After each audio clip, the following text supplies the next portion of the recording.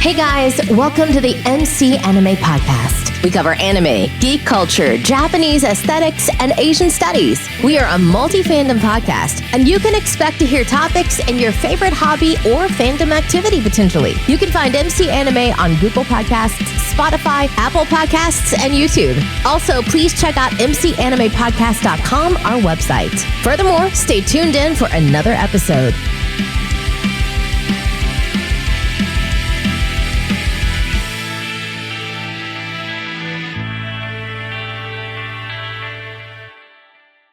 Hey guys, welcome to another episode of MC Anime Podcast. MC here. I have a special guest with me today, Hillary Waters. How are you doing today, Hillary Waters? I'm really good. How are you? Pretty good. Tell the audience a little about yourself, what you do, and where they can find you. Again, my name is Hillary Waters. I am the creative director and co-owner of FMW Fab Lab Design and Fabrication. We're located in Houston, Texas. We do design and fabrication for commercial interiors, products like boardroom tables, logo walls, reception desks, and everyone can find me on our website at fmwfablab.com or Instagram and Facebook, also FMW Fab Lab. Yep. And further along for today's topic, we're going to be discussing interior design and how to make a room look vibrant. So what is the first thing to consider when you have a room to look vibrant, or any room in particular? First thing you want to consider is, do you have any natural light?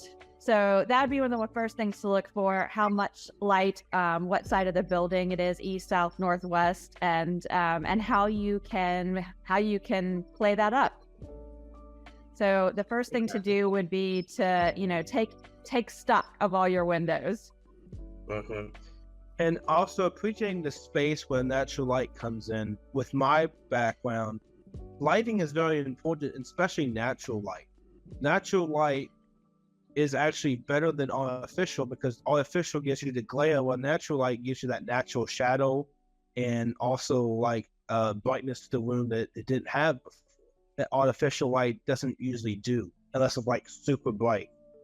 Yeah, absolutely. And I think natural light is the most soft and flattering light as well, right?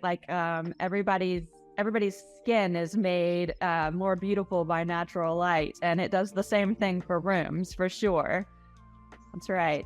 Sometimes particularly right now in the world of LEDs, they are doing more with technology to get them closer to natural light and warmer light. But for quite some time, fluorescents and LEDs were that kind of colder, bluer light, which was not very flattering, and also a little hard on the eyes. Yeah, LED can have that fluorescent feeling, so you sometimes will squint when you look at the light. Yeah. So speaking of natural light, how do you want to combine natural light into actually illuminating the room in a way to make it look vibrant? That's a great question. I think lighting is probably one of the most important things to address in a room, and I like to have multiple sources of light in a room, so that depending on the time of day or the task that you're doing, you can pick the right one. So during the daytime, you're going to obviously take that natural light as an advantage. You may also have an overhead light. Most rooms do.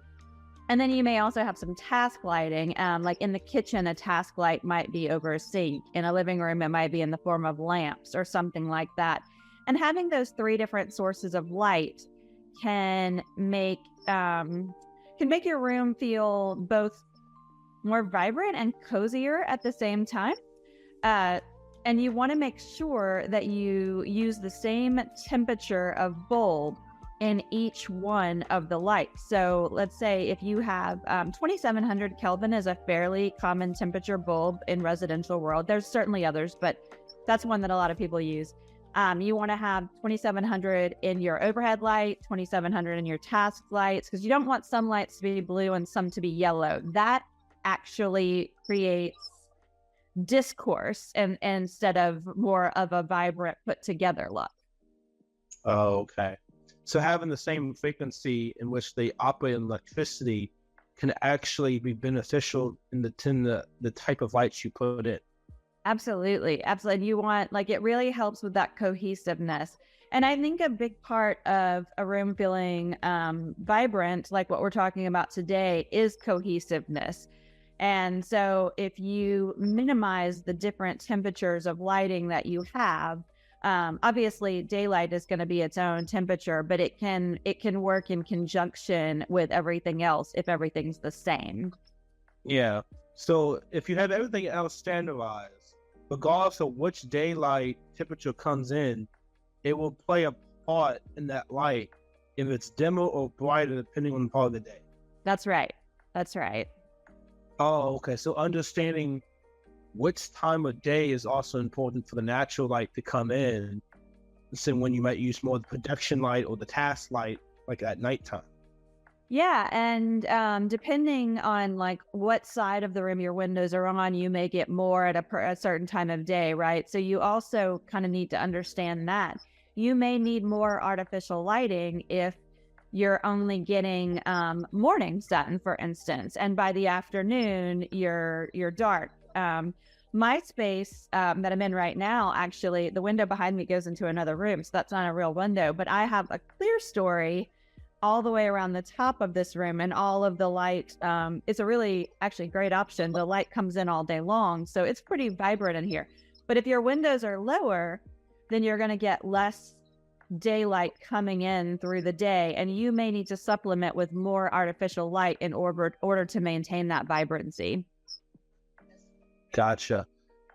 So let's a little bit about natural light and lighting in general being a solution to vibrantness. What is another factor to making a room look vibrant to consider? Wall color would be another one for sure. Usually the lighter the color, the more vibrant something is going to feel, a space is going to feel. Darker colors like your blacks and dark blues and anything dark is going to absorb more light. That's just how it works. So you won't get quite as much vibrancy as with a lighter color. Now, I'm a big fan of both dark and light rooms. There's reasons why you might want both.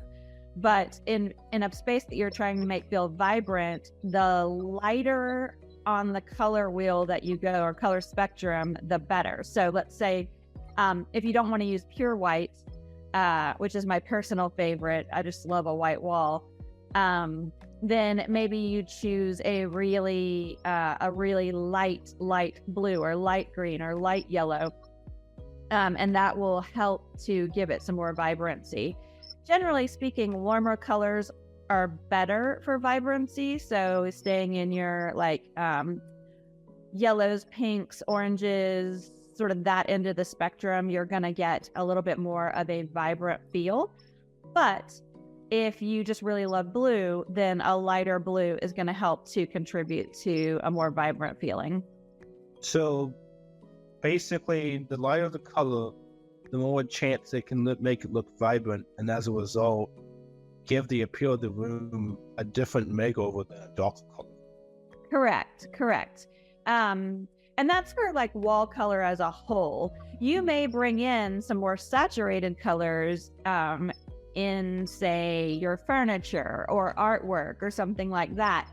And a really primary color, like a true red or a true green, can bring in a lot of vibrancy. But for the walls, I think like the best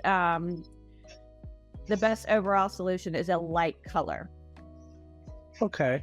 And what's the relationship of dark colors and light colors? Oh, wow. They play really nicely together.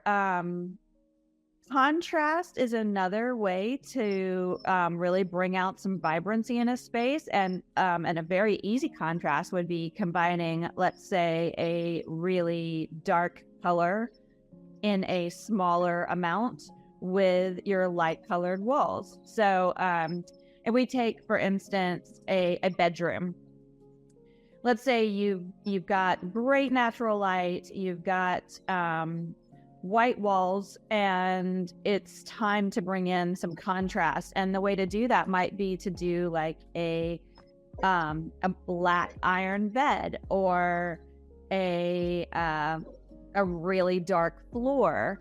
And those work really nicely together because contrast is incredibly important, I think, in creating a more interesting and vibrant space.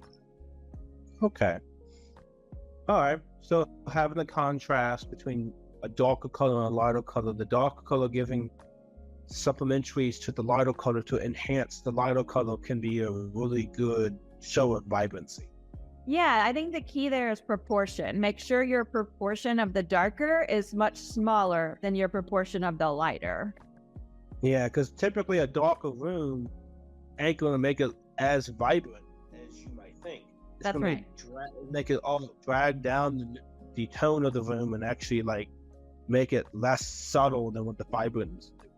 Yeah, that's right. That's absolutely right. Now, I think there's reasons to do a dark room. For instance, a theater room or someplace where you're going to be doing gaming or something like that. The darker colors on the on all surfaces, honestly, are going to give you a much more task appropriate room. But in the case of just wanting to create a vibrant space, yeah, you want to have a large proportion of light and a smaller proportion of dark. And what is the benefit of a vibrant space? Well, I'd say that the main benefit is just mood altering and giving somebody that little pep in their step. I think one of the reasons I went into design is because it has such a profound effect on me personally, how productive I might feel or how calm I might feel. I really understood very young the connection between a space and someone's the way that it made them feel. And in the case of a vibrant room, the primary benefit would be to also feel vibrant and feel happy and just enjoy that space, right? Like if you notice, like when kids are young and you allow them to do what they want with their clothing or their room or whatever, they tend to pick sort of brighter colors, and it's because of the way it makes them feel. As adults, we kind of tend to be a little bit more subtle, but I think vibrant rooms just create joy. Okay. So basically embrace our inner child, bring back the bright colors that we once had during the earlier years, bring it back, make our adult lives a tad more happier, because adult life is not always the happiest moment. Right. Not happy as a child. So eating good food, being in a good space, being in a good mood can actually promote you further in your productivity. Yeah, I think so. And I would say also it has like a domino effect, like the interactions you have with other people and we're also connected. And the way that we make everyone else feel. So, it starts small. You wake up in the morning and you're in a space that just gives you joy and makes you feel happy, and go on and carry that out into the world. That's probably a little profound, but I believe it. So what's the relationship to have a vibrant space by yourself and sharing that vibrant space with other people? Oh, let's see. Well, sharing a space with other people is just tricky in and of itself, just because everybody has different personal tastes. So, but I think one of the things about a vibrant space that makes it a little easier is what I was talking about earlier. You can have that contrast, so you can probably satisfy more people through that contrast. Like somebody might like one particular bright color, and somebody might like a different one. And if you get the proportion right, you don't necessarily have to come out looking like a Crayola box, but you can combine. I think in a vibrant space, it really complements the use of more than one color, and you can use it in small amounts such that it comes off more sophisticated and a little less unplanned. Okay. And when you're sharing spaces, it's important that everybody gets a say so, for sure. Now, when you think of a vibrant room, is placement an important factor as well to consider? Yeah, for sure. I mean, I find it hard to plan anything without placement. And, depending on the function of the room, there's a lot of different reasons why you might do something a certain way. But flow relates basically to circulation, like how you move through a space, I think is probably one of the most important things. If you have to stand at the doorway to something and look in and you're like, oh, it's so beautiful, I love it, but then as soon as you try to move through it, it's awkward or you can't get to what you need, then I think it loses some of its appeal and as such its vibrancy. Also, in addition to just circulation, like really being a psychological factor with how you perceive a space, I think that placement of different, if we're speaking strictly of color, placement of different colors and different areas of the room is absolutely going to work to support the vibrancy that you're going for, right? So like you might not put everything that's one color in one spot. You might place different things throughout the room that gives sort of a repetition of that color throughout the room, and your eye will find that color, and the movement of your eye, like working to find the color in all those spaces, that in and of itself sort of creates a vibrancy. Okay. So when you have a placement and you have, multiple colors and the color has contrast, the flow is good, your eyes will wander back and forth depending on how you identify the room and how you read the flow. Yes. Kind of. How other people read it and actually how they interpret that room as a space being like maybe inspiring or a different mindset than a boring, dull room. Yeah, for sure. You really want to think about where you use the placement of the color, and let's call it an accent color. Let's just say that you've brought in some accents. Maybe you have a collection of pottery, for instance, and all of the pottery is blue. And there's a couple of different ways you can place it. You can make something big and dramatic in one area, and then if you do that, then maybe you want to have a blue element also on the other side of the room. That's something different, like a rug or something.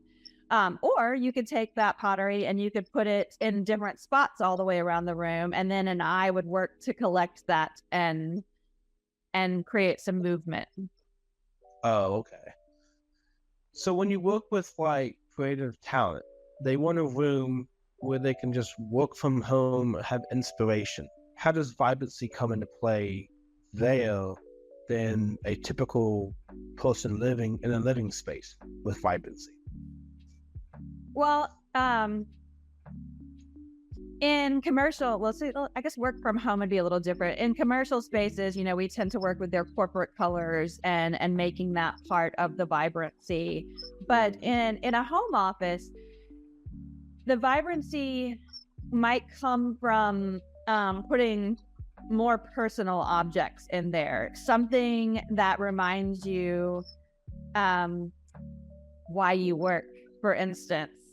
Maybe in some cases it's somebody's got children and they want to have photos of their family in there, and it's sort of a reminder to them, this is why I do that. And also children in and of themselves sort of create vibrancy, right? So you have some photos of the children, or maybe it's maybe somebody has a hobby that they really dedicate a large portion of their life to. Like, let's say somebody rides horses competitively or something like that. Then you might find a way to incorporate something from that hobby into the room, and it brings life to the space. You might also find ways to incorporate a little bit of nature. It could be something simple, just like cut flowers, but maybe it's actually a plant that grows in there. Plants are another great way to bring vibrancy to a room because you're literally bringing light into the room. And there's not much that creates more vibrancy than actual life. So plants are another great way to do that. And I find that they, in addition to bringing joy and life and vibrancy, they also bring a sense of peace and calmness. So that's another great way to do that. But I think that the key is when making a work from home space, make it incorporate things that that bring you joy, and it doesn't have to be a lot, doesn't have to be cluttered. In fact, I actually find less is more to a certain degree, because the more stuff you have in a space, the less anything stands out. So if you keep it to the essentials, and then you have your I don't know, maybe you have your competition clothing or your ribbons or medals or something from your horse competition riding in there, in some kind of really dynamic display on the wall. That can be a great way to really bring life and vibrancy to a room. Yeah, I agree. As we wrap this up, is there any conclusionary statements you want to give the audience about vibrancy and interior design? Start light. Use your natural light to the degree you can. Keep your walls light, and then bring in contrasting colors and darkness in small amounts. Make sure to incorporate things that bring you joy, something that reflects your family or your hobbies or your pets. And if you smile when you walk in, you've done something right. Oh, okay. And yeah, with vibrancy and creating an interior space, you just need to find what color is your ideal mood set. Finding that color, finding which one you identify with is very important, but also having an idea what you want the room to look like, the functionality of the room, what you're using it for, how you are working in that space. It's also important. How you are coexisting in that space. What's that purpose? What is it going to do? How often are you going to be in that room? It really plays a really key element in the design of the vibrancy. And also, having a vibrant room, especially in situations like a bedroom, an office, a kitchen, can be very personal to the person, because if that's the room you really like to be in, then that room should feel like, vibrant to you and your individual side of it. Indeed. And color and things like that are exceptionally personal. So I think, you start with a couple of rules, but then as you inhabit the space, I like kind of slow design too. As you inhabit it and you find what feels good, then add more, and then maybe take away something else. Gotcha. All right. Last thing, tell where they can find you and what you do again. You can find me. I'm Hillary Waters, co-founder and creative director of FMW Fab Lab Design and Fabrication. We are on Instagram at FMW Fab Lab, Facebook the same, and our website is fmwfablab.com. Thank you for having me. Thank you for being here. This wraps up this episode of Interior Design and How to Make a Vibrant Space. All right, guys. See you later. Bye.